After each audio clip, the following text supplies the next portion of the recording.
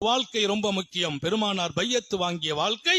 நான் யாரிடத்திலும் எதையும் எப்போதும் கேட்க மாட்டேன். இளைஞர்களுக்கு சொல்லுகிறேன், உழைத்து வாழுங்கள், பிறர் உரைப்பில் வாதாதீர்கள். என் பெருமான் ஒரு கரத்தை முத்தமிட்டார்கள். என்ன நாயகமே என்று கேட்டபோது அந்த கரம் சொரசொரப்பாக இருந்தது.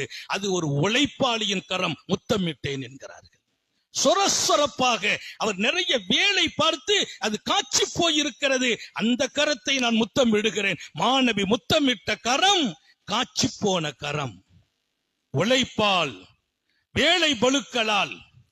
எனவே தன்மானத்தோடு வாழ்வதை நபி பெருமானார் சஹாபிகளுக்கு கொடுத்த அட்வைஸ் அது. இன்றைய அந்த வசியத்து நபியின் அறிவுரையில் 4ஆம் பகுதி, தன்மானத்தோடு வாழுங்கள், தேவைகளை சொல்லாதீர்கள். யாராவது நம்ம தேவை உள்ளவங்க விளங்குற மாதிரி கூட நடக்காதீர்கள். உங்கள் கண்ணியம், இமேஜ் எப்போதும் பாதுகாக்கப்பட வேண்டும்.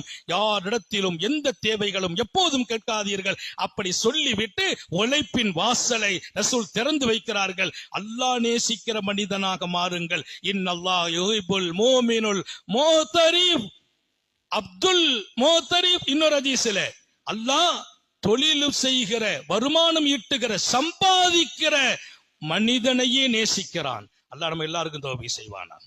ஏதாவது நமக்கு தெரிந்ததை இந்த உலகத்திலே நான் வாழ்வதற்காக, கையேந்தாமல் வாழ்வதற்காக, மனைவி மக்கள்